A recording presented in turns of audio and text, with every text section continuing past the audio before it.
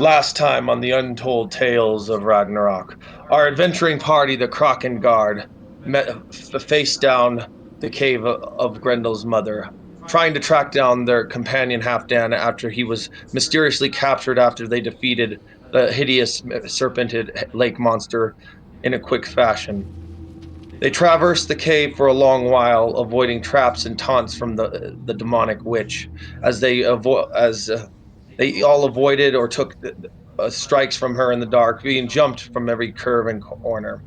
Till finally, after a long trip traveling through stones, trying to attack Grendel's mother through the water, all the tricks they could imagine, all the power and magic they could muster, they managed to work their way to a hoard of treasure unlike any they have ever seen before. And in this, they had managed to discover the corpse of Grendel, mutilated and rotten down there. And after a moment of checking, Korg bravely checked the beast to see it was still dead. Grendel's mother made herself known, a hideous serpentine woman of large size, versing from beauty to viciousness in a moment's notice. She managed to combat the group using necromantic abilities to bring the dead warriors who had fallen to her in the past to life to fight the party while using her own powers to do so. After a long fought battle, our heroes fought the witch with all their might. Her magic and her strength being nearly on par with that of her son, but her magic being something more fierce to behold. They fought and fought, almost at death's door, bringing the witch to her knees until she was forced to begin using hostages in the form of Halfdan and Briella, she took earlier in the cave. In one of her final moments, she tried striking a powerful spell of fire to cast at her opponents in one of her final attacks. Anorak bravely used his power and his draconian lineage to excel his powers well beyond any limit, at the cost of his own life force and energy, forcing him into a quick and utter demise, along with Halfdan, who tried to save Briella and lost himself in a rage like he did earlier with Einhar before, finding his end with one of the spines from Grendel's mother, piercing through him in the upper thigh all the way to the chest and heart, only able to live with regret and fear until the other groups were able to give him sorrow as he lay dying. After a fierce battle fought with the dying witch, it came down to a combination of Korg thrusting against the witch, while the mighty Calypso, in his giant form, took a Jotun sword in the treasury to behead the witch. Even despite being briefly pinned down, she couldn't claw through his armor of unknown thing. But eventually, with his strength and the assistance of the younger stone Jotun, he was able to behead the witch.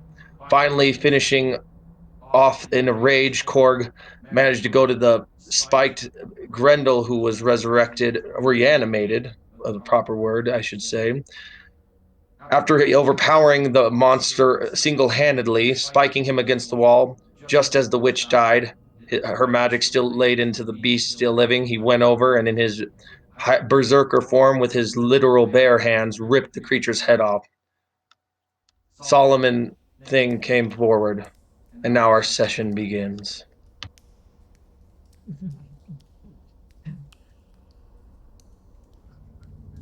Ragnarok. Oh, Halfdan. God's damn it. They're dead! They're dead! They're gone! So, Desmond. Korg. Are you okay? I'm fine. I can't believe it. We stopped her, but at what cost? They're down. I can hear an echo, James. At what cost did it take? Anorak's down. They're dead. Halfdan's bled out. What is this worth? It's just that wretched whore, as he goes and kicks the scaly hide of the serpentine woman with force and rage.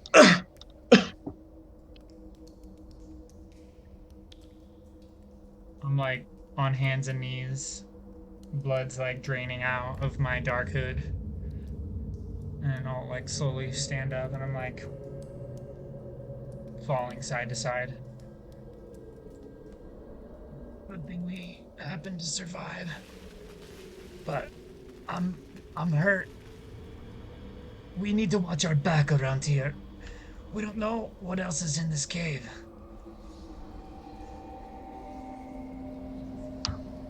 What other things could be down here? We killed Grendel's mother. The bones are dead, and even the monster itself. Korg ripped him apart. What? It's just what other horrors could we see in this horrible place? It is a birthplace of demonic death, don't you know?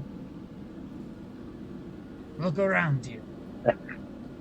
Everything sparkles. I'll keep an eye on. Why don't you guys go check this gold? See if there's anything of value here. No face. Maybe you should get some rest. Yes. We have a long journey ahead. Yeah, I definitely need rest. I'll keep watch. You guys, I'll alert if I notice anything. That's what I just said. Well, you need rest more than I do. I'm sitting here. I'm fine. Go find something, boy. Okay. And I'm gonna go check this treasure pile. Anyone else wanted to investigate the horde? Korg, you noticed you're still in your kind of dumbfounded stance. You've noticed as soon as you ripped off Grendel's head, something caught your eye deep in the horde, something particular and familiar that you just can't seem to get your eyes off of. I'm gonna turn back uh, into my humanoid form as I slowly stagger. Korg, Calypso, you both can feel your transformations, despite the less damage you took than some of the other group because of your durability and prowess. You can feel that your transformations have taken a slight toll, feeling a little winded on you, Korg, especially you a little bit more just for how long you were changed. But for the most part, your staggering is strong and you're keeping your power up.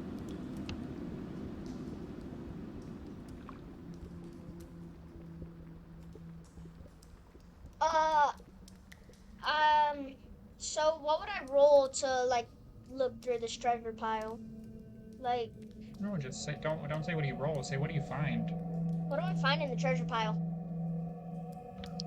Well, so far, Calypso, you look around and all you can see is untold riches, gold, jewels, a few weapons here and there that of broken and edged from the beginning. I can't answer that right now.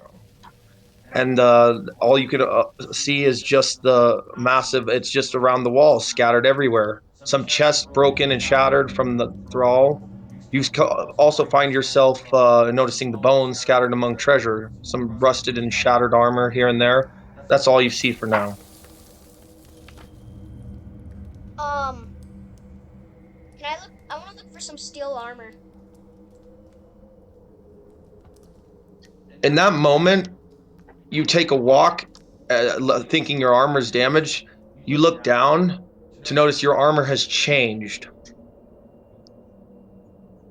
At this moment, you realize the blood that was on your armor is no more, and the armor that was now appears to be scaled, almost in the same pattern as anorak scales, spikes and horns surrounding like the gauntlets and the elbow pieces, the shoulder pads. It's as if during the fight with Grendel's mother, the dragon blood that got scattered from her claw attack on him that jumped on you earlier had infused itself with your armor, making it stronger, more durable, more resilient to the same kind of.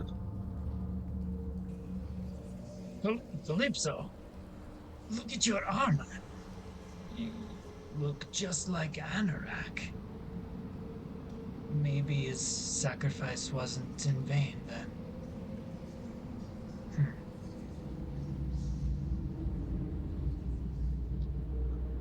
Hurry up, I don't like this. don't like the energy of this place. We need to get the hell out of this cave. Hurry up, please. All of you. Briella and Asmund find themselves wandering a little bit, trying to search for weaponry.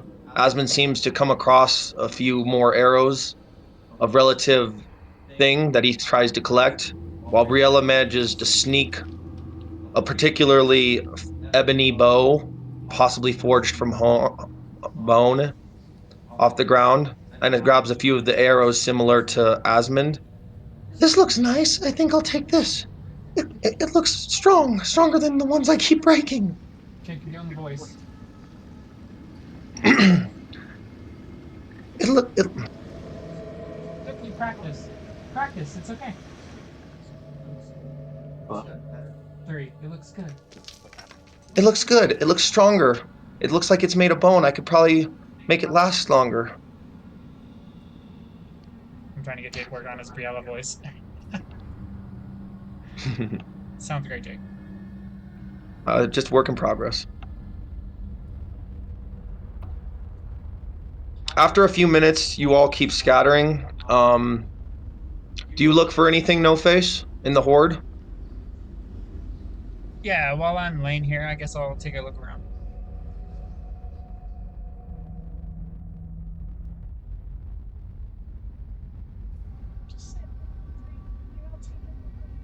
Yeah, with my eyes.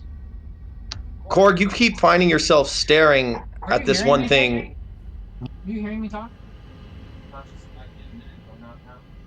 Okay, I just want to make sure. Korg, you keep finding yourself staring in the same direction after you beheaded him, walking closer to that peculiar thing. You just keep walking closer and closer, passing over all the jewels, all the stepping weapons. my way through everything, tossing stuff out of the way, It seems like Korg's beginning to digging get a little for it. more, getting a little more thing. He's starting to toss all this treasure out of the way, paying no mind, not caring at all, even launching it with a little more aggression and some, one say, violent determination.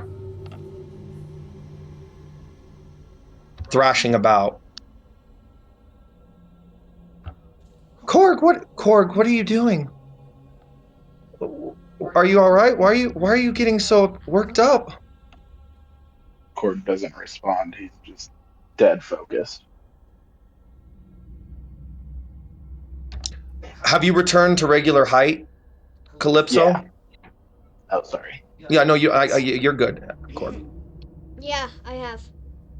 The moment you return to regular height, you realize the sword you were carrying becomes much heavier, nearly brings you to a knee, and then you have to hold it up with both hands and trying to hold it because the sword is large, mighty, wielded by a Jotun of greater caliber. And as you were of Jotun size, you realize now that it's heavy, but you can still wield it. It's not like it was with one hand.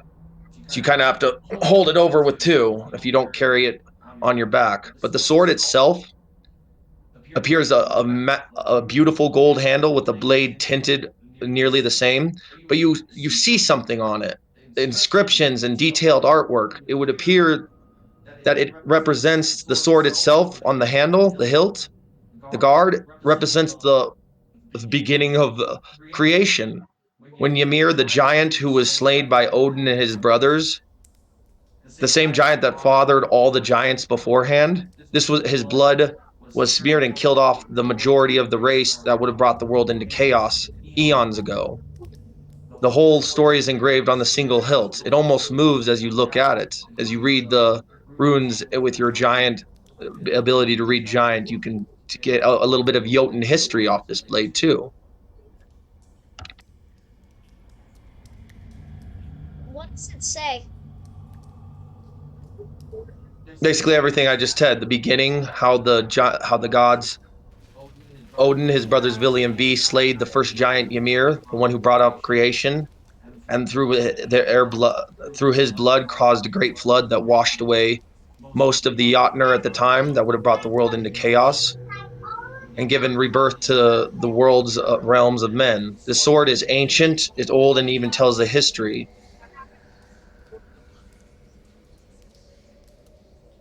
leaving mystery for what abilities this blade could truly hold when given more time to attune to its power. Along with your new armor, as well. Okay, cool. Um, I just want to keep looking through this pile, see what else I can find. You find jewels and treasure, coins, and um, what appears to be just untold riches. It's like the hoard's so big, it would take you all far longer to check it than I think you would all want in the time. How long do we have to be in here? This place, like No Face says, it's just evil. This treasure, we can't take it all. I don't like it. It's too easy. I don't even want to touch any of this. But I'm not going to say anything if you guys grab something. It seems you already have. At that moment, No Face, you notice that the wand that was belonged to Anorak has managed to roll itself eventually to your feet, nearly. The same wand of Ross that was forged from a frost giant's eye that was given to Anorak long ago. You notice it worked its way right to your feet. I pick it up. It's the same stats to stop frost, James. Pick it up. Korg, what do you do? You've worked your way all the way to the item you see. What do you see? I see a large, well, I see a flat stone in the shape of three large spikes. Triangles work together. You find this you realize this is the ancient symbol of the Valkanut. Not only was this one of the more ancient runes that ever existed, the ancient symbols that formed part of creation, but you realize up close this is the same shape as your father's heart as well. From his birth and rebirth, this is the same shape. But when you look closer, you notice something else about this particular stoned weapon, something all too familiar.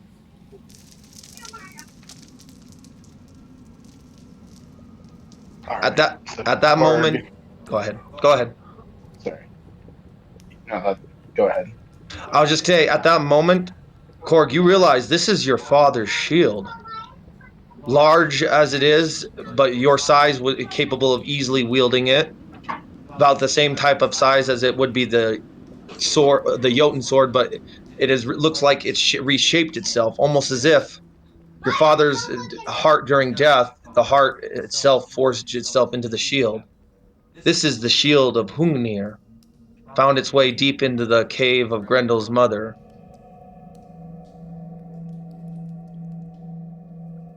In that moment, Korg rips the shield from the pile and lets forth a mighty scream while charging at the corpse of Grendel's mother. What do you do? He approaches and screams, "How could you? How dare you touch it?" and starts slamming the shield into the corpse, just beating her face in. Just Yeah, blood her, everywhere all you just see is him. until she is completely destroyed and Korg, fully exhausted from going so hard, just walks away, And and then then go ahead.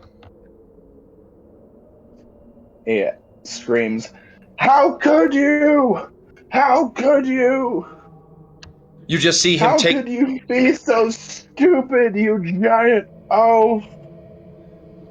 taking your rage out from what your father had done. You take it out on this corpse of the monster. You find yourself shield bashing the rest of her corpse after the head is almost near a mess unrecognizable, chopping her serpentine body into pieces with the shield and your brute strength raging, so you can almost feel like the sinews in your stone like hide just start to crack and crick with more exhaustion, almost threatening to break your own arms just because of so much fear as the cave floor just begins to thrash the whole cave.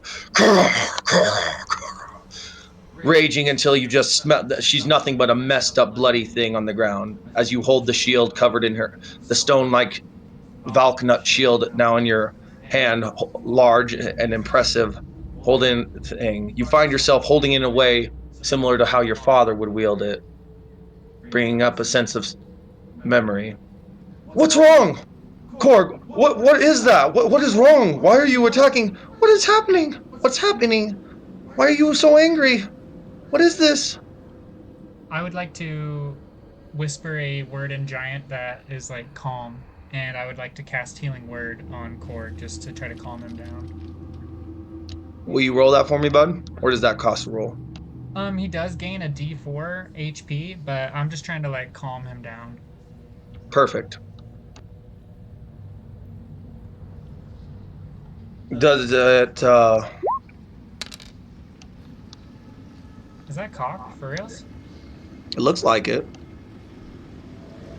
Well, I got max. All right. Well, you do gain 4, but I'm like I say like calm. Calm yourself, Korg. You're gonna bring down this whole cavern upon our heads. I get it.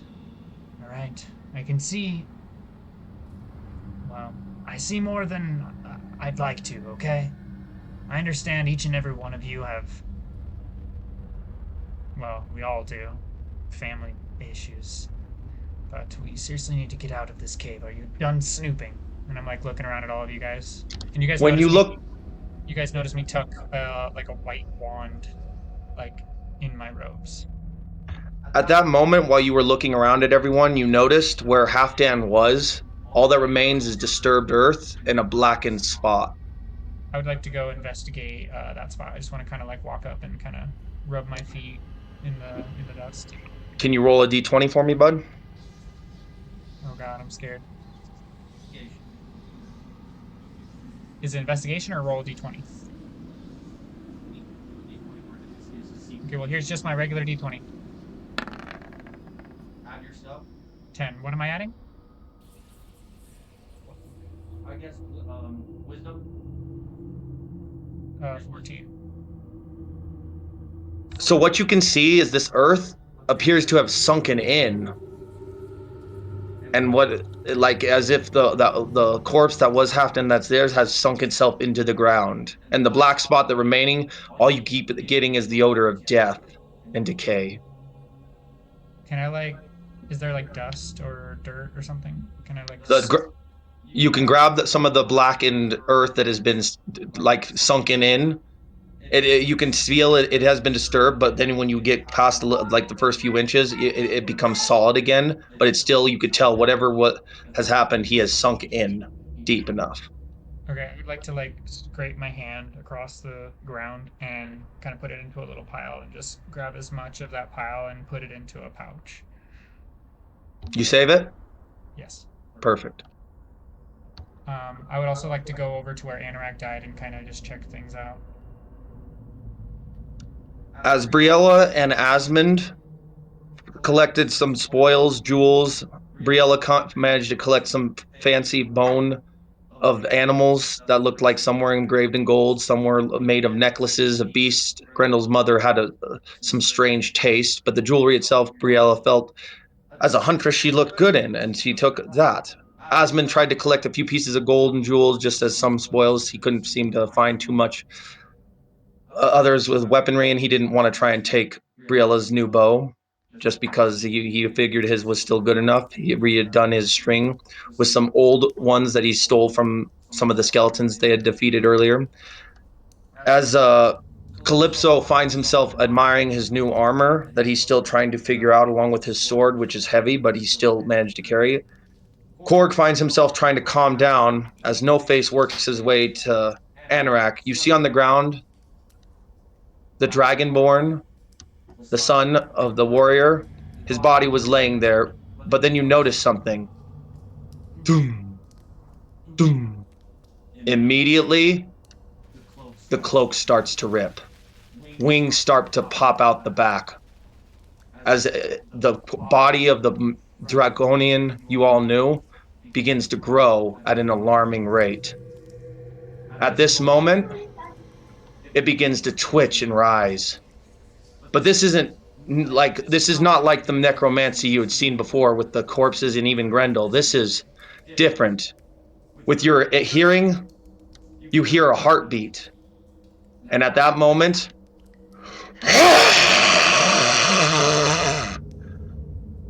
You all, Anorak is dead. Long live the dragon. I would like to hold up my hands and kind of just like take a couple steps back, and I would be like, Anorak? Once the creature continues to grow at an alarming rate, what magic that he had overpoweringly sent his life force and blood into to accelerate his power well beyond its limits have apparently decayed and taken his conscience and life force, bringing him to a death or death-like state. But in this moment, the magic was swelling his body, wings, muscles, almost like a reverse degeneration of magic to might. And then you just I see that. Go ahead. I would like to slowly approach this dragon. You are within 10 feet of him now. As he's right now, his size is large and he is not done growing, but it has slowed down. You notice he looks at you. His eye, before you could see the slimmer of like a longer serpentine, almost round. Now filled with rage, slit like the serpents of old, and his teeth just grimacing. You just see him angry and rage, looking at all of you, and the only thing you can think of in your mind is we are food now. What is happening? Asmund says in terror. Anorak? Anorak? What? Everyone, calm down, calm down. And I'm gonna turn back, and I just want to like slowly reach out and try to grab his face, and I would like to cast Beast Bond. I need you to roll that now. Oh god, I'm scared. Oh, you should. I'm scared. James, I hope you know now what I was hinting at the other day. This is it. Okay, the spell fails if the beast's intelligence is 4 or higher. I'm assuming that is not the case. Yeah, no, he's not that stupid. So it just happens. You establish a telepathic link with one beast you touch that is friendly to you or charmed by you. Oh, it's neither of those. So This is what happens. For a moment, you try and bond and find yourself, but next thing you know, you get his tail just swats you across the cave. I need you to make a dexterity saving throw, buddy.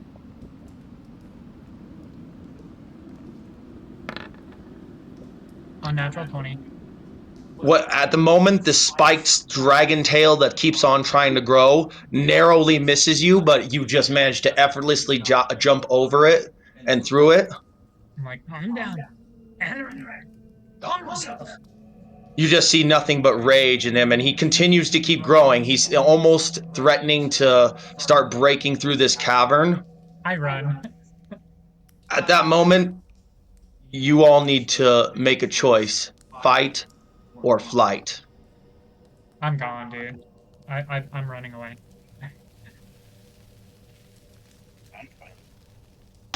Can you speak up, AJ? I didn't hear that, buddy. I'm gonna charge at him. Can I get stats for the shield? What's your maximum hit? You just, for now, you haven't attuned to the shield yet, so it's just going to act like a regular shield, just more durable. Gives you plus 2 AC. So a plus 2 AC. Plus 2 AC. That's just for now. You, Yeah. yeah, you guys, you and Calypso still have to attune to your new armor, shield, and weapon. So until you do that, it's a more durable, but it still acts like a regular shield. And it is about this. It's wielded like it would be wielded by a large creature, but you're already like your strength already is that in base, so you can wield it one-handed or both. And obviously, it does have a shield bash edge effect. We'll go with that. So if you shield bash, it is sharpened, but it does act as a regular shield. We'll go over that in a bit. So you're running.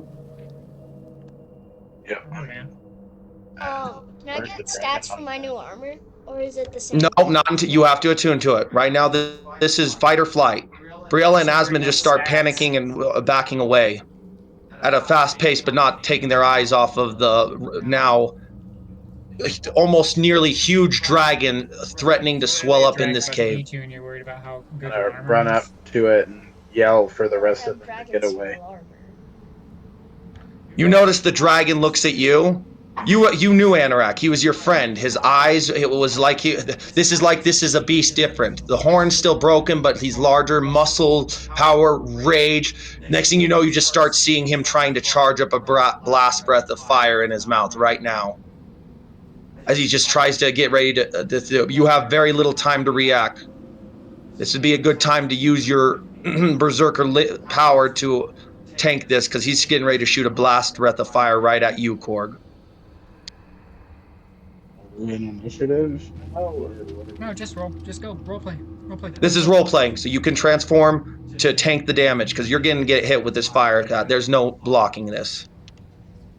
Yeah. I'll rage, so that, or yeah, I'll transform. Yeah. So you rage and transform in your bear form. At that moment, as you, but you don't actually know. We're gonna play this. You don't even get a rage yet, but you manage to narrowly turn into your bear, berserker, high berserker form. There's bear and there's berserker. Sorry, I'm still getting used to the name. And you just tank the full draconic blast breath. It sends you back, does not hurt you, but no, you do get pushed back, and you can just feel as you're getting launched back into these crates and stuff, the gold melting behind you, treasure forging into a solid objects as you're just taking the full breath bath. But you do tank it. You are immune to fire in your transformed state. You do tank it while the others start to run. Do you want to scream anything to them, like to find an escape, or while you could try and distract him? Yeah, just get out. I'll hold it off. I need somebody to roll to see if they can find an exit. I got it. What am I rolling? A D20. Just a regular D20? Don't get to add anything? Yeah, let's add a. Oh, Perception? I got music, yo. Survival. Come on, Jake. You need to add wisdom. Just to see if you can study perception. So here's why that's not okay, because now I don't get my proficiency bonus to that. Make sense? Wisdom? No. You just make me roll a d20 and add my wisdom. You got to say a perception or investigation or survival. You got to say something like that. It's okay. Yes, roll a perception. Say that in the thing. Yeah, roll a perception wisdom check. Okay, as a perception, I will get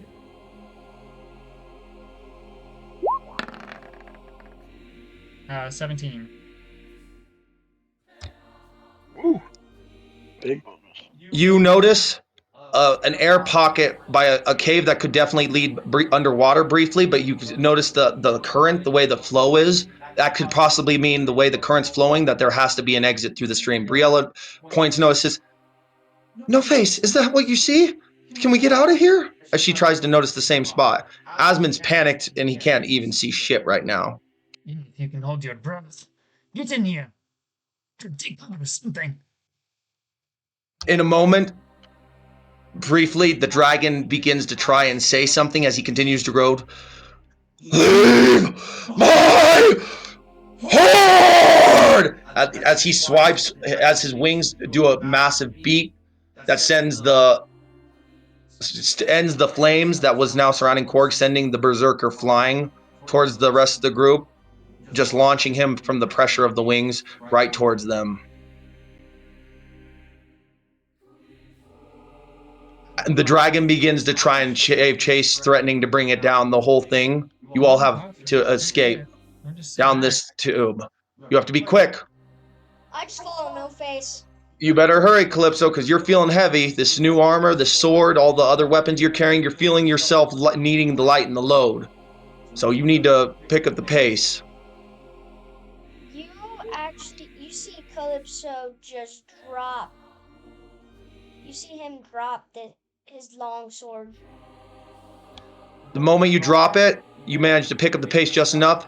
The dragon that was Anorak comes in, steps his now his huge claw onto the sword, snapping it like a toothpick. You haven't seen nothing like that since the dwarven the dwarven spear got crushed by the world serpent. As Calypso was the last to go, as he jumps through the tunnel with Korg just before him, since he was flapped away by the wings. The dragon breathes fire one more time, but the water managed to heat up. You all find yourself holding your breath, getting through this torrent and tunnel. Whoa! We didn't dive in, dude. You didn't dive in yet? No. Oh, well then the dragon's getting ready to do another breath attack. You all have moments to make a decision, sink or burn. All right, I would like to pull out this wand and I'm going to cast Wall of Ice right in front of him, and I want to cover like the entire cavern. And I'm like, hurry, get in the water! Dive! I dive in. The fire begins to start the fire. He breathes fire. The ice holds, but you can tell it's melting. This heat is extreme. It even managed to push the berserker Korg down and across.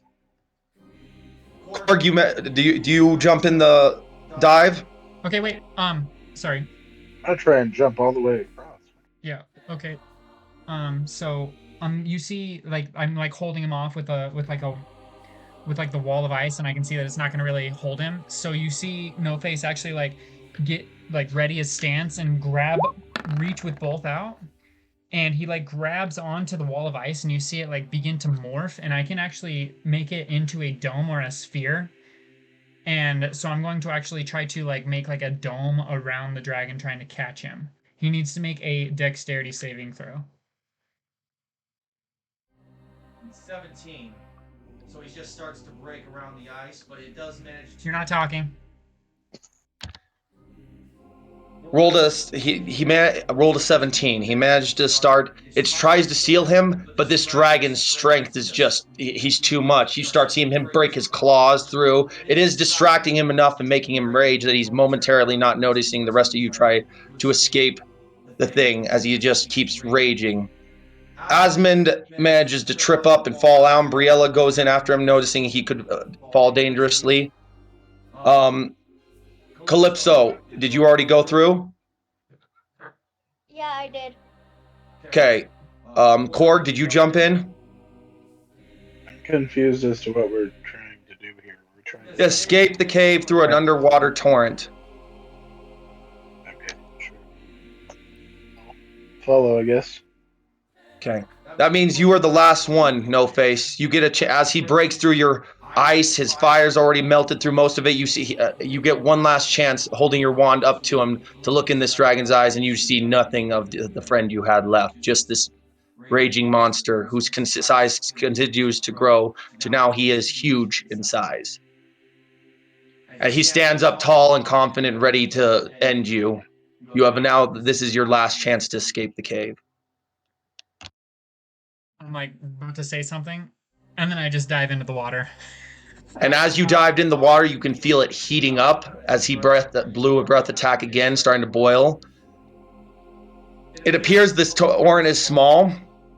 Asthma, you're underwater. It's hard to see, but the fire gives enough light that you can actually see that Korg had managed to try and squeeze his way almost to the end. Briella and Asmund managed to. However, you notice Calypso struggling, his armor weighing him down so much in the water that he's actually struggling to get through, especially with this giant sword and everything else. You want to give him an assist to try and help him through before he loses breath? Yeah, I'll just like run up and kind of squeeze his shoulder, and I will cast Enhance Ability on him. Does that cost a roll? Nope. So I will give him Bull's Strength to like make him super strong to be able to hopefully swim through this. And I just push him. Calypso manages to find his strength renewed almost to a level similar, almost half of what his giant might is, giving him more than enough strength to work through. As you both come out the other end, Korg still trying to brush his fur off out of the water. Briella and trying to hold a panicked Asmund who seems to be half dazed from his fall on a rock underwater, not realizing he has a concussion.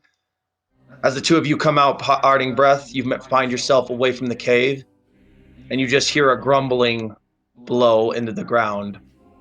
Now realizing the horde of Grendel's mother is now the horde of the dragon. Well, good thing we got out there when we did.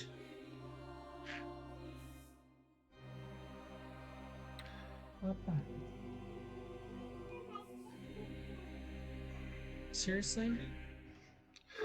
Do you all find yourself out of the cave? Do you wish to return to the king and let him know that you've slain the beast? Of course, that's the only person we know on this damn place. You all find yourself walking the path after finding moments to unbelievably unknown what has happened. One friend died and disappeared. Another who you thought had died had transformed into a beast you couldn't all face at the time. As you all find that the mountains beautiful, the scenery beautiful. It begins to snow, but as cold as as lightly cold as it is, it seems that ever colder as you all feel sadness, despair. The sky's breaching, the sun's out, and as the snow is light, you can't all help feel it is that the sense of aura around you is all colder than it is. Hours pass. You manage to work your way closer and closer to the edge till you get back to what seems to be an almost renewed mead hall that you are rebuilt with structures. The king finds himself in your presence after and be like, "Ah, adventurers! You bring us news? Where's is the rest of you on your way? Did you slay the demon witch? Was she alive? Is Grendel dead?" We slayed her, yes. Grendel, yes, but we did lose too. I'm so sorry. I've lost too many men to those demons, and I thought your heroes you could handle. You handled Grendel. I thought you could handle. I'm sorry. So did we. It's okay. Can we please go inside? Come, please, recover. Night will be upon us soon, and we can't trust the happenings. I know you are. We will reward your services, and you are all welcome here forever, and high honors. I will even give you a kingdom if you ever choose to return back. You all are heroes among my land forevermore. We're always be indebted to you. Thank you, King Ear. If we could rest up and maybe stay the night, that would be great. As you can tell, we are all wounded. But it is an honor to solve this problem of Grendel that plagued this meat hall. I hope your men tell tales of my friends and, of course, me and Briella and everyone else who was there, but mostly me, of course. And where's this mead that you speak of? I would like some. After a time, you all enter the hall, finding it refurbished almost beyond recognition. Food, servants, dancing women, dancing men, drinks of ale and mead everywhere. Everybody begins welcoming you as heroes. Some of the warriors who saw the battle with Calypso and Korg outside, and even later on as they saw you trip it up, they come up to you, No Face, and you, Calypso, and you, Korg, and they just congratulate you. Beautiful women begin to hang all over the three of you, being like, "You're heroes." The story of the bear wolf and the hooded man who defeated the monster. You all are heroes. As the beat, you all can't help feel the melancholy of your loss, but it can't help some of you have a smile on your face as the drums of the beat, the music come. You all find yourself recovering more than normal despite everything. And after a night of, yes, a long rest is accumulating. Korg, you find yourself trying to enjoy the party, but you still find yourself in continuously looking at your shield, your father, which is now your shield, and just getting caught in the memories and the past, the present, and the future you may hold with it, with a determination far beyond what your father could have ever hoped you could achieve. Do I notice this? You notice he's trying to enjoy the party, but you notice he just keeps focusing with his weapon.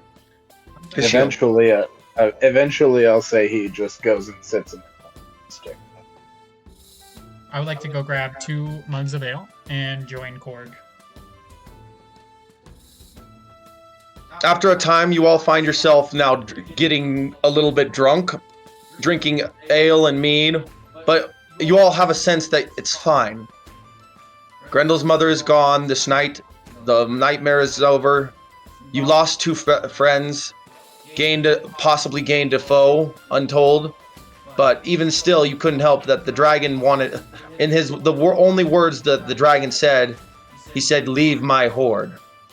And what any champions of old knew is the dragons, they protect their horde for as long as they are undisturbed. You all left, and despite the losses you took, you all realize you are going to be. You can't help but feel you're stronger now than you were when you entered the cave. More so than ever, all your magic and strength and skills have improved to a new levels.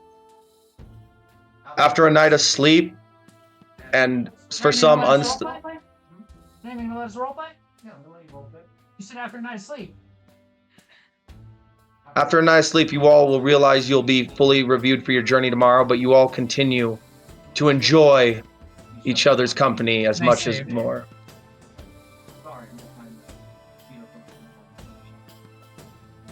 You see Calypso go outside of the training area, and you see him just pull out his Jotun sword and just start practicing and hitting the targets with it. So you walk outside? I would like to sit down, and I'm with a deep breath, and I'll just look at Korg, and when we make eye contact, I'll just slide him down a drink.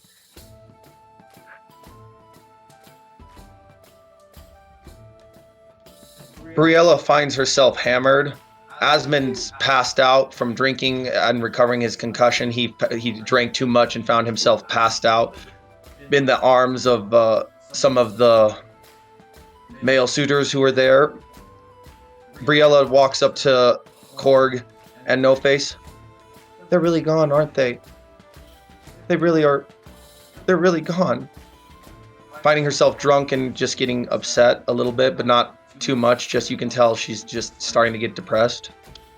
Yes, princess. This line of work isn't exactly what you would call safe. At that moment, Briella does something no one ever expected. She just goes and hugs you, No Face, tightly, but not to crush you, but just sad and just. They were great. They were good men. I hug her And they're back. gone. You can feel the tears on your cloak as she tries to hold them back. And yeah, honestly, you actually feel some of the tears begin to freeze on your cloak as after they leave her face. A hint that her Jotun heritage has definitely grown in strength and detail since your first introduction to the strong, crying girl in the cave. We'll see them again, Briella. They died honorably. I don't doubt we won't see them again. Does anybody else have anything to say before the night begins to get late and everyone else begins to fall one to sleep? Calypso finds himself outside practicing, both hands on his sword. Others watch and they appreciate his might with such a great blade. At one point, you set it down to rest, and it took multiple men struggled to lift the blade, let alone swing it the way you were. But you struggled, but you were doing it with both hands. Testing your strength is now renewed, above that of a man, even as you are in the form of a man. All of your strength has grown. Korg, you just keep finding yourself. You won't let go of the shield, no matter what you do, where you sit. You just manage to keep a tight grip on that shield, almost threatening your hand to exhaust and hurt, but you just keep it on like it's your own heart. Pun intended.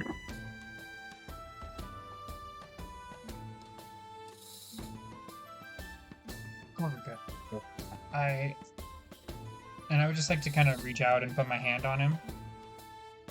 I know I can't force memories to happen, but it's worth a shot. I don't know what else really to say, but wherever you come from, I'm glad we ran into each other.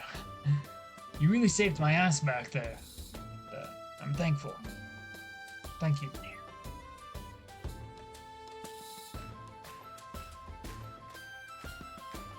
Thank you.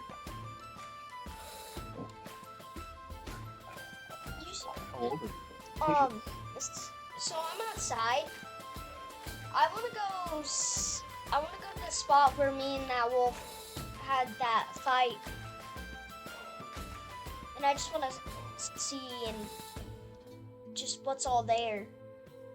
The corpse had apparently been burned by the rest of the villagers, seeing the nasty large beast there, but some blood remained on the ground and snow. It is dark now, but you were able to see just enough from the torch lights of the mead hall on the ground, and even the shape of the beast right there. You can't help but feel in the back of your mind that though the beast is dead, its rage lives on in you as you feel a pulse in the back of your head throb.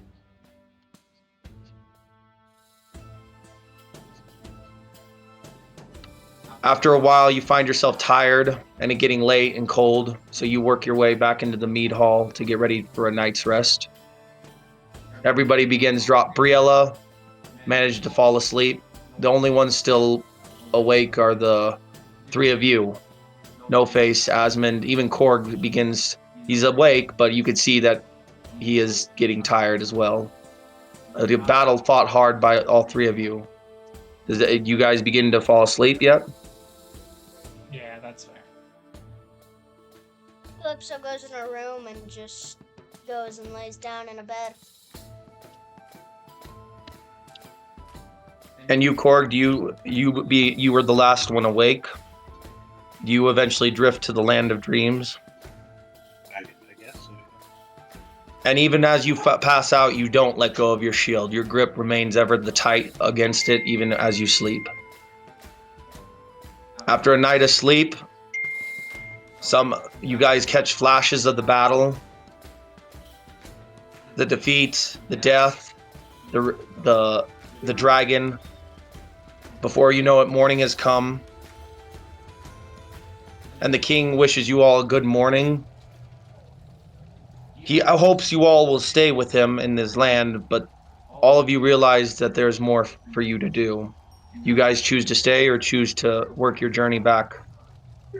I hope you understand, King.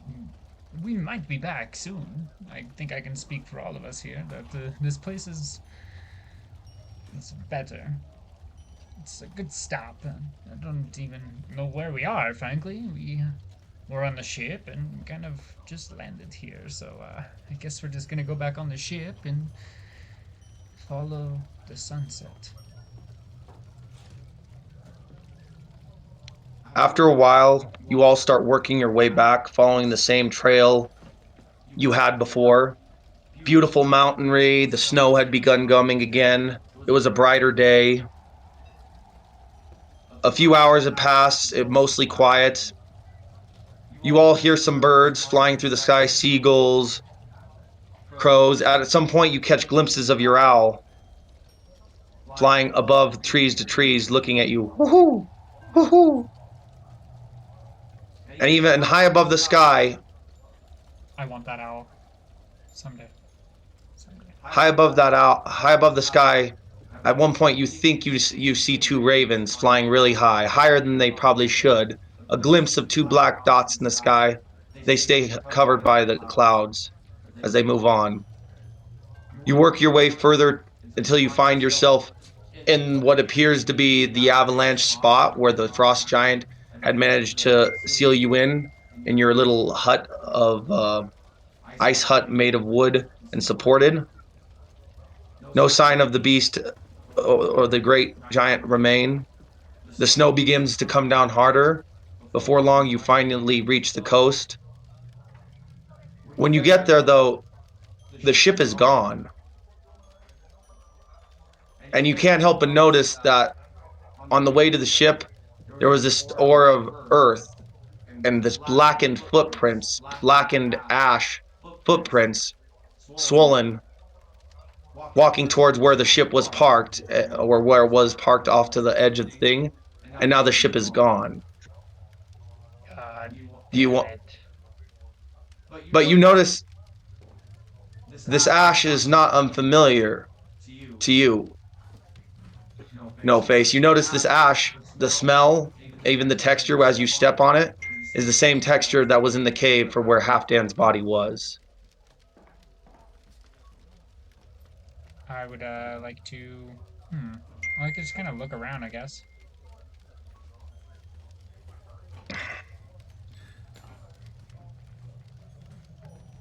What happened to the ship? What is this? What are these tracks? Where's the ship? They were supposed to be here and wait for us. They were loyal. Did they betray us and take it? Did somebody else order the giants throw it? Sorry, Korg Briella. It's fine. It's just I thought we were supposed to travel. What are we gonna do now? We're stuck here. Nonsense. We'll find it. Everyone, calm down. I would like to walk up and kind of just investigate the tracks, please. The tracks themselves appear to be the same material that you collected from where Halfdan's body was. The reek of death and blackened ash. I collect some more of it and put more in the pouch. Perfect. And you see it's definitely the same stuff. And the ship is gone. You can see like the tracks stop at the shoreline where the ship was parked, and now the ship is gone. At that moment, you also noticed sun set hitting just a certain way, reflecting light. And in your mind's eye, you can't help No Face but praying to the gods themselves for a sign, something that shows you can find a way. Do you pray to anybody particular?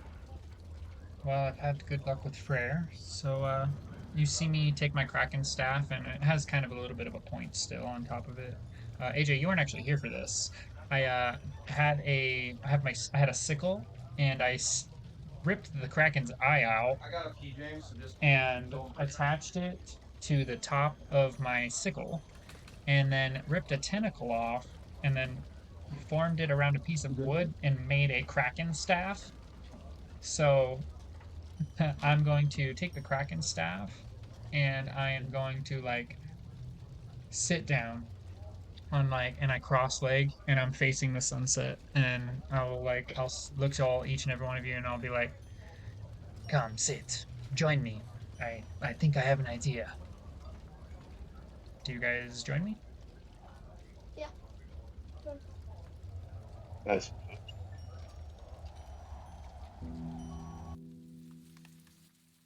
As you guys all sit down and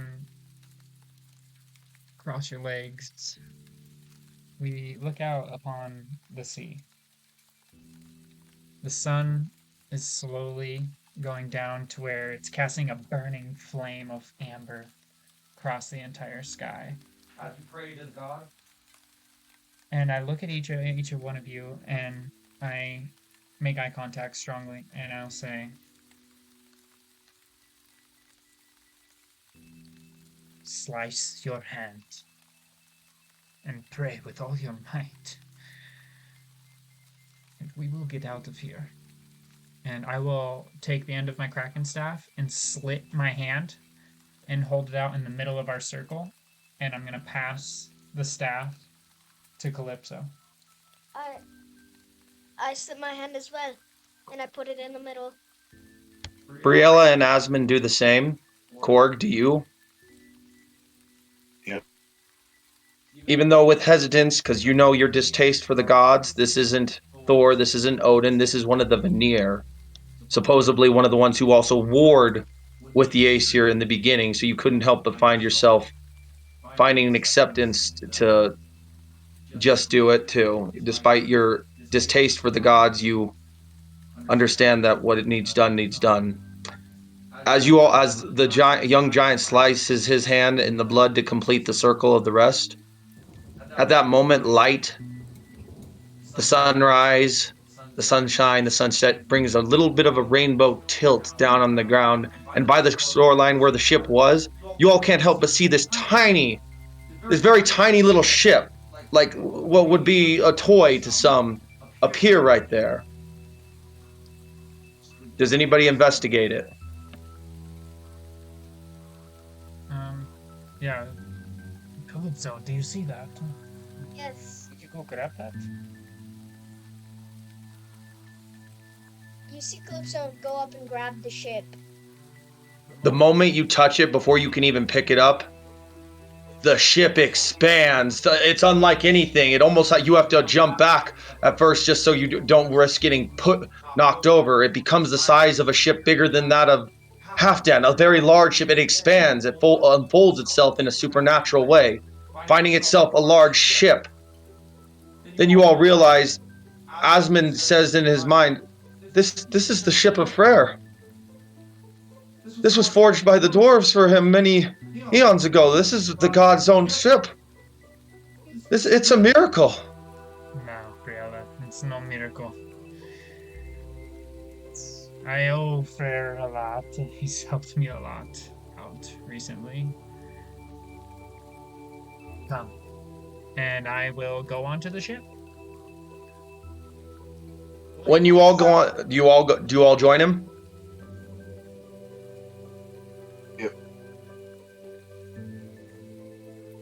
As when you all get on the ship, you can't help that at first the ship seems to be rowing itself onto the water, but it stays in the rainbow that has come from the sky, leading its way from. Time passes as you find yourself on the ocean, and then you work your way over time. You come across what appears within the span of like an hour, even though it feels extended. That the water itself appears to be lighter, almost tinted with golden waves at some point. And then you look in the distance, which shouldn't be because you have traveled lands to lands. You find yourself seeing a beautiful kingdom. Crystal and light and gold towers, ivory bins surrounded everything. You see Asmund begin to shake with panic. This is Alfheim. This is my home. We're in the land of the elves. But we were just in Midgard. How can this be? This is magic, Briella says. This is power beyond what we've known. The power of the gods. I know they're hard to get along with. I shoot a glance at Korg. But you can't deny their power, right? After a time, you all manage. The ship makes its way to a shoreline. Where on it you see a party of elves, and with them, behind them, on a throne made of, behind them, in the middle, you can't help but see a rider on a golden boar. It looks something like made of weaponry, pure gold, but the beast is alive, and you recognize the figure. It be Freyr. Welcome, welcome. Welcome to my kingdom, No Face. Welcome, travelers. It's nice to see you again, Freyr. A couple elves look at Asmund and the rest of the group with some hidden distaste, especially Asmund, but Freyr's like, oh, enough of that, you stiff prudes. This is a day of celebration. These are my guests. All are my guests, no matter who they are. As he sighs for Asmund with hesitance to come over and the others. Come. We haven't long in this kingdom, but this is just a stop. I hope you all liked my ship. I saw you had ran. I heard from your prayer that you had run out, and I wanted to have a proper introduction. When you do you all get off the ship? Yeah. Yep. You can't help when you actually see the god in person. He has that same sun-like aura that he had before. He's standing strong, but you can't help notice that he is missing his sword that you had seen the first time. No Face.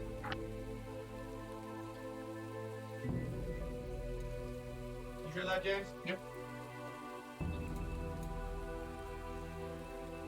I kind of like gesture down and I'm like, it seems you feel safe here. Don't see any weapon at your side. About that. I had to give away my sword to one of my trusted servants, Skimir. He helped me meet a beautiful Jotun who is now to be my bride. All I have left to do is, if you all don't mind, would you like to follow me towards my other home to witness a fight for her hand? I have to fight another giant for it. Were you all willing to join me on this trip on my ship? Yes, if that's where you want us to go. Korg? Yeah. Osmond says in a panic as some other elves give him distaste. You can't help him. How dare you! As some whispered elvish term in his thing. My mother was a good woman! As he starts pushing back some of the other elves. Why do you all hate me so? I've done nothing. We live by the laws here. We live by everything. One elf distaste. Your father was nothing but a half dark elf from Svartalheim. The offset from here. Your kind are just... The rivalry between us can never be whole. My mother was a good woman, as he strikes the light elf in the face with his fist, hurting his hand, but still striking the elf down. Enough of this! As you guys can't begin to heal the heat of like the sun rays with the god's temperament. There is no violence. There will be no violence of this kind here. There will be peace. All are welcome here. You elves need to learn your place and forever know that this kingdom is mine. As he looks over in a more kinder tone to Asmund, your father was from Svartalheim, and he was half like you and you. Couldn't you tell by his ears? Yes, but his father, you misunderstand, No Face. His father is a dark elf. Dark elves and light elves. I rule the kingdom. Svartalheim is the bridge between Nidavellir, the land of the dwarves, and Alfheim. On almost go between the two realms. Dark elves aren't favored here as much. I knew your father once, a long time ago. He did the best. He was one of the best of his kind. Maybe we'll see him on the way to my home. I would like to shoot a glance at the other elves. Like, just because you have quarrels with his father hundreds of years ago has nothing to do with Asmund. So if you would leave him alone, that would be great. Thanks. Sins of the fathers can't always escape the sins of the sons. As that elf says that, actually no, as Frere says that to you, the sins of the fathers can't always outweigh the sins of the sons. Half the group just can't help but feel the weight, such as Korg, Asmund, and even Calypso for some reason feels some kind of unnerving in his skull from this. Is Fair still on the ship with us? Yeah, he's walked up on the ship with you as he just nods off those elves. Enough of this, you pointy-eared prudes. No, learn to be better. This realm is good. Do you all get back on the ship? Yeah, we were all on the ship. Did we get off again? I know, I look over and I'm like, so did we just come here to come pick you up? But couldn't you just kind of appear wherever you want? Or am I... I don't think you quite understand how our abilities work, No, young really, shape changer. I don't. You're right, I don't. But then you all find yourself, when you're on the ship, you find it no longer on the sea, but actually riding above land. Going through the land of elves itself, seeing the scenery, the many different things. Many different sceneries, the beauty, the land, the clouds seem golden. It just seems to be a place of beauty. Other elves of the countryside who looked less like the noble ones that you first met waved to you with happy and friendly demeanor.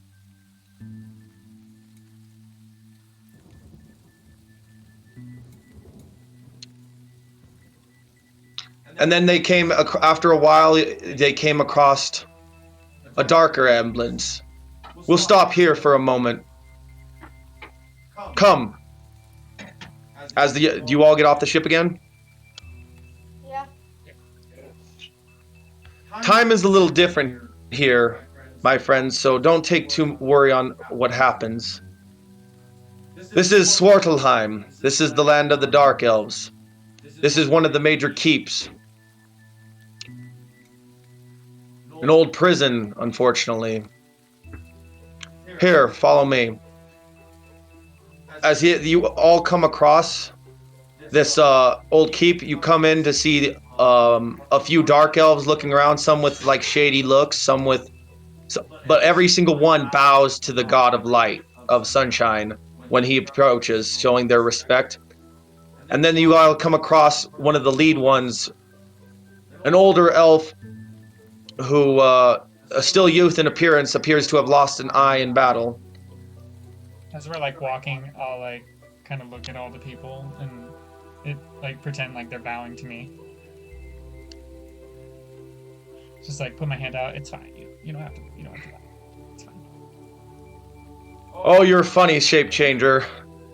They show respect to when I'm here. I don't know how well they would treat the rest of you if we weren't in company. Dark elves are a suspicious and indeed vicious lot.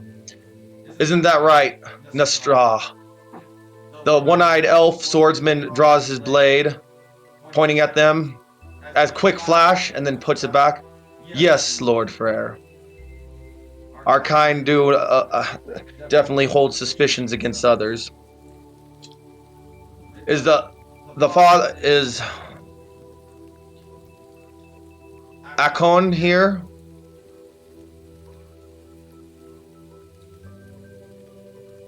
No, I believe he has traveled to Midgard, my lord. He took a trip with one of the Aesir not too long ago. I don't know, one traveling using one of the... He was taking a trip to the realm, I don't know. He got help from, I believe, the god Heimdall, trying to find some lost child. That's me! You know my father? Back away, light elf. But then as he points the blade to Asmund can't help but be like, don't... How dare you! He tries to draw his sword and clash with the dark elf. A little parry here and there, click clack. He finds himself disarmed and a blade pointed at his throat.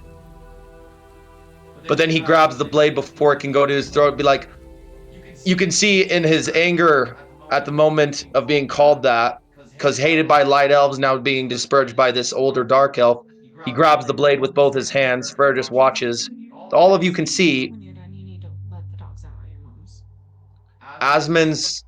Didn't you just do that? Yeah. Bye. Yeah, she said it's fine. She said morning and night. Asmund's facial structure appears the same, but his color appears to change with his rage, almost like that of the dark elves. And then the older elf is like, so you are one of us. Pulls his sword away, slowly cutting the hand that were already cut, leaving Asmund's hand bleeding, but still in a rage. He draws it back. Well, welcome, brother. We welcome you as one of our own, even if you have a light complexion like those foolish light elves.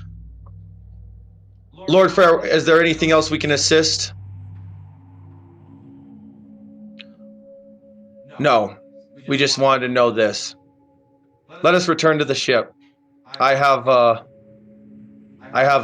battle to get to for the love of a beautiful Jotun. Of course, of course. You all get back on the ship? Yeah. Back on the ship we go.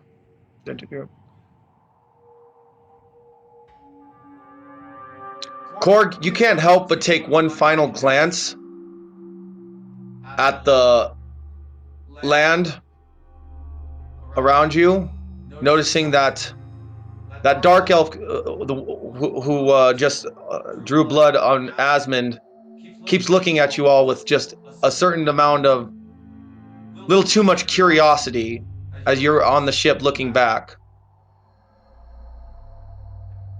As eventually it fades away as you all find yourself now in the sky. The ship itself flies in the sky now,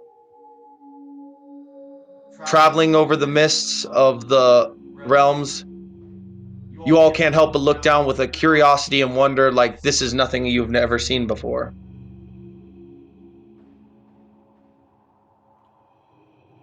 Before long, you find yourself on the borders of a certain land.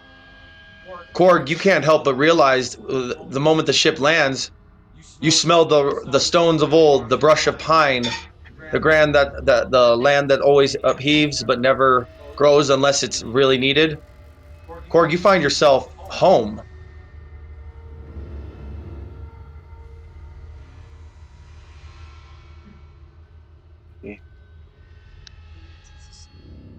This is all fun and games, fair, but not really much of a sightseer, in my opinion. He stops the ship, and then he finds himself getting off, not saying much after your comment. Young Jotun, do you recognize where we are? As he speaks to you, Korg, the god of sunshine speaks to you.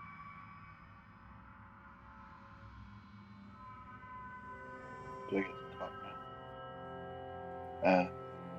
If it's you. Speak up a little bit, buddy. Sorry, I couldn't quite catch that.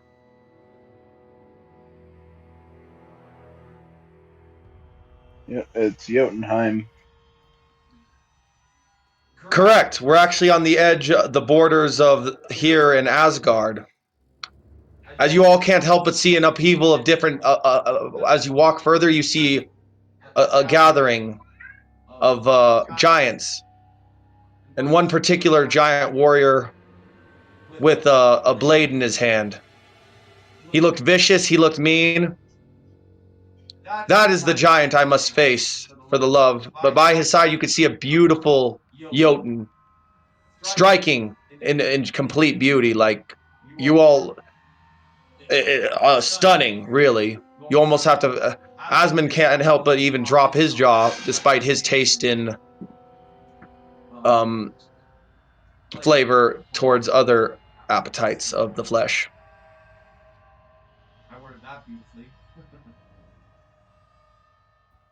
I have to fight him for her hand. I wanted you all as witnesses to this battle, along with a few others. As you see a few unknown figures, more of human size and shape, standing off to the side.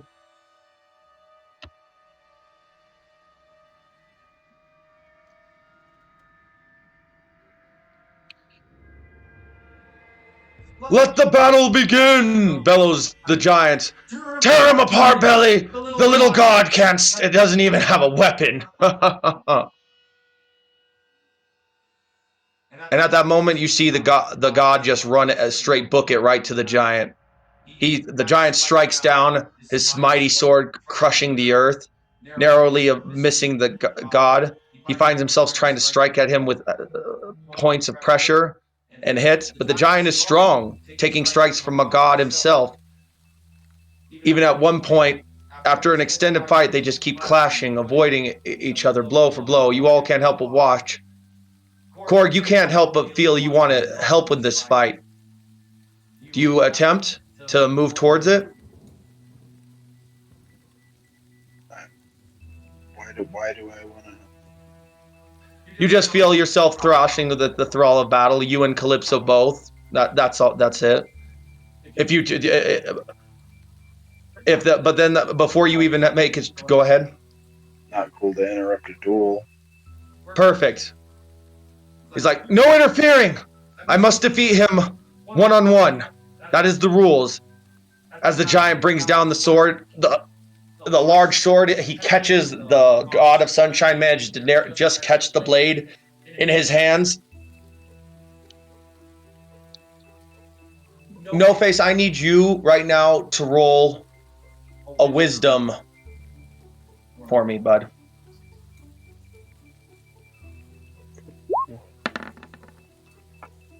That's a unnatural 20. In this moment, you can see that despite catching the blade that's huge compared to his body that is the size of you, you can see that he is struggling with this. You can't help but see in your memories that glimpses of this god when you took his face. You can't help but getting lost in his movements as your body flows. You eventually find yourself catching a memory you shouldn't see before. Possibly him fighting this giant before, but with a weapon differently. And then you see it in your mind's eye. A weapon he fights this particular giant with. It was an antler of a hart, a stag. But you look around, you see no animal, you see no beast of that nature, and you realize Cuts were being made to the god as he managed to narrowly avoid strike after strike, being pushed back by the giant with his blade.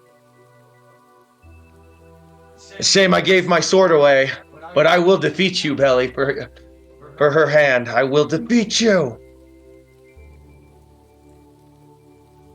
Next thing he knows, he gets punched by the giant after trying to avoid the sword, gets thrown back, and he lands by the group. Oh, the hubris of a god, friends. You can't help but see, actually, this god is bleeding. I guess I'll walk up to him and cast Cure Wounds, guess? He's like, no! Hey, he pushes you back. No! Unless I have a weapon of some kind. And I just like And back up. He's like, and then this moment you realize... I want to hand him my sword, my Jotun sword. But as he tried to reach for it, he gets kicked by the giant away at the last second. Boom! You see him crash into one of the rocky caverns. He's like, stay back! It's too late for his weaponry now. No Face, you can't help but realize this fight is going south. But then you just keep thinking, he wielded an antler when he fought this in your memory, and it begins to make your head split. You can't see a stag anywhere. You try and look to try and make this vision of yours that keeps pulsing in your head happen.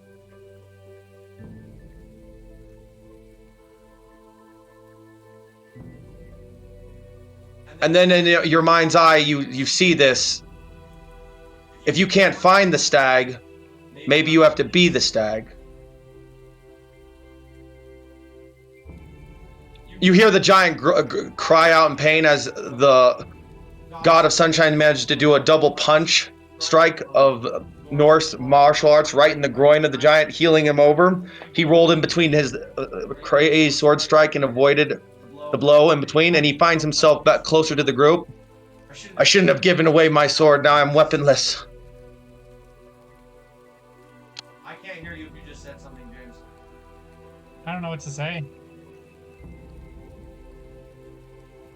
I don't know what to say. I'll just shake my head and raise my hands up like, I don't know. At that moment, as you find yourself kicking the ground, you find something almost stab you in the foot. It appears to be a very large antler. Do you try and pull it out? Here. Oh, I'll like kick it. It's like a little hard thing in the dirt, and you guys kind of see No Face like look down, like kick the antler some more, like you're trying to find a thick rock in some dirt, and just giant ass antler. I'm like, oh, pick it up. I'll just launch it at him.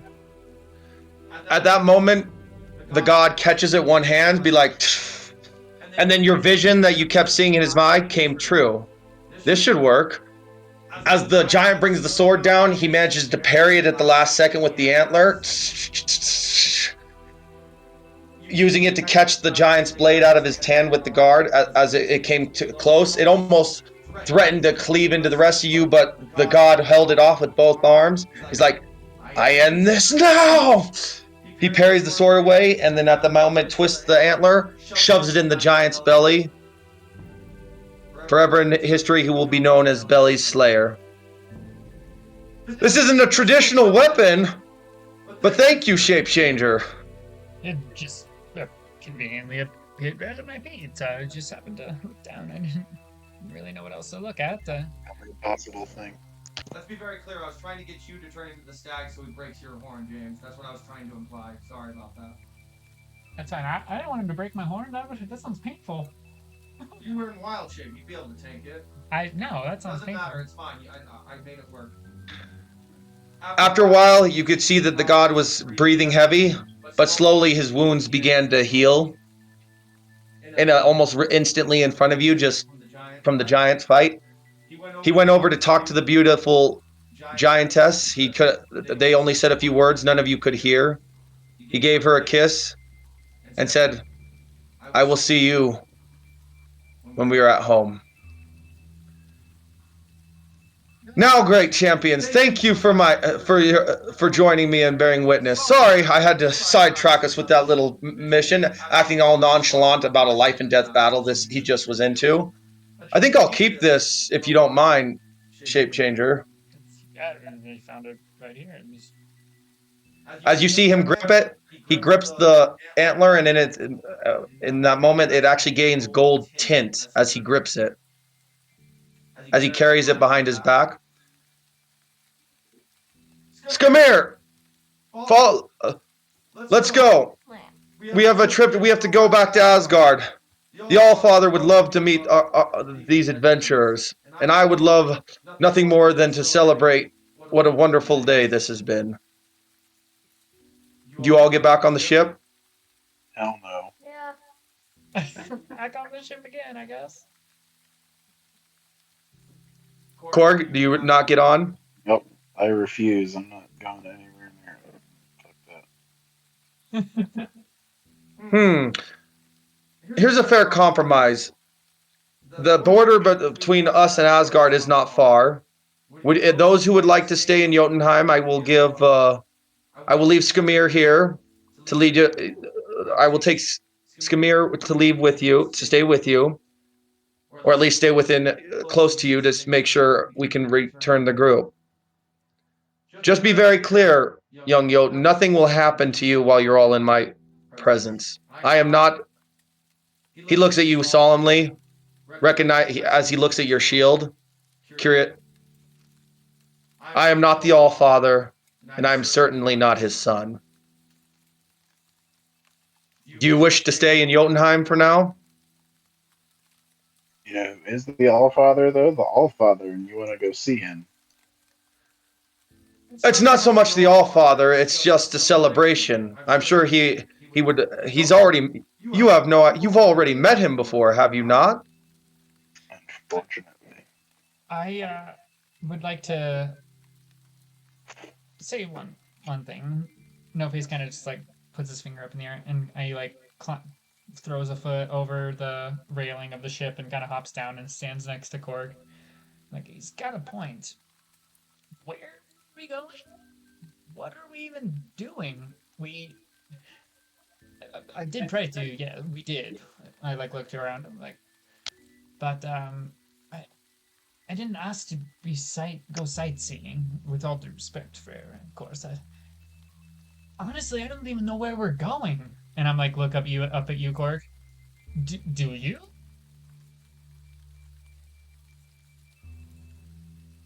He wants to take me to Asgard. I'll be damned. I will take the tour over to the border between Asgard and business there anyway. Well, That's fair. well, listen, Korg. I mean, you know, Frere's done a lot for us, but you know, you've saved my ass time and time again. And I'm on your side, big guy. And I kind of just elbow you, and I like look up to the ship. I'm like, Calypso, you can go with him, I guess, but we're staying here. I'm with Korg. Calypso, If you all, I do not wish to separate you. you see Calypso get off the ship and say, I'm with you too. That's a chance to get rid of Asmund. If you want to, you don't have to. Asmund's like, and Brielle are like, I think we'll stay with our group. They're all we have left. I agree. Respectively, Lord Frere, as he bows to the god, we just wish to traverse. And then the god looks kind of a little upset for a moment, kind of holding his chin. You know what? You're right. I can't just take you from what you have. So I'll take you to the border, and I will make sure you return to your realm, but I have business with the Allfather and the other gods there. So if you don't mind waiting on the edge of Jotunheim for a little bit, Can we just pause for a I'm second? sure there are treasures. I'm just curious, like, out of game, this is out of game. Why are we trying to go to Asgard? Like, is there a reason for that? Well, the god gave you guys a sign, and then he basically kind of pulled you into this little mission for him. Since all the reward, basically paying the debt for the reward you Mission, all. though, what are we doing? Like, so far we're watching other people do stuff. I'm trying to get to that. That's literally why I was going to send you guys to Asgard to get to the beginning of the actual end game status. That's what I was trying to do. If you guys, I can still do that if you guys want to stay on the edge of Jotunheim. I guess I'm just confused. Why are we going to And I just want to Asgard? feel like I have a choice. No, you have a choice. He's saying you don't have to go. He is not making you. He straight up said he's not Odin and he's not Thor. You all have a choice. He said he will return you back to the land of men. He just has business to deal with there first. So you can either go or you can stay at the edge of Jotunheim till he returns. It won't be long. Yeah, but Jake, here's my question: why are we going to Asgard? Like, there's no reason for us to go there. Like, That's what my is question. even our quest right now? What is happening? I'm confused, Jake. Explain. Sorry, this is out of game, obviously. I'm trying to make it so you guys could bear witness and join in the merriment of the death of Balder. That's what I was trying to do. I didn't want to spoil that. But I can still do that without you guys going. I'm just not trying. That's all. Okay, well, It just feels so disconnected from everything that's happened. I'm just really yeah, I'm just. confused. It's okay. Breathe. I'm just confused. I don't understand why we're going to Asgard. But that's where the death of the beginning of the end happens. You guys don't have to watch it if you don't want Okay, to. then have Fair tell us you need to go to you need to go there to witness to the end or something. We just have no reason to go. All I was going. The only reason I want you all to go is because it's merriment. We have giants going, members of different races. Right now, there's no problem. If you all wish to say, I just the god of light, Balder, is coming to. I'm not talking about in character right now, bro. I'm like genuinely not having a good. Like, we haven't done it. Like, I tried to have my character moment earlier, and I just got interrupted. And then James tried to bring it up and give me another chance, and you interrupted me twice more. And then we haven't done shit. I haven't rolled a die this whole session except once that I clicked by accident.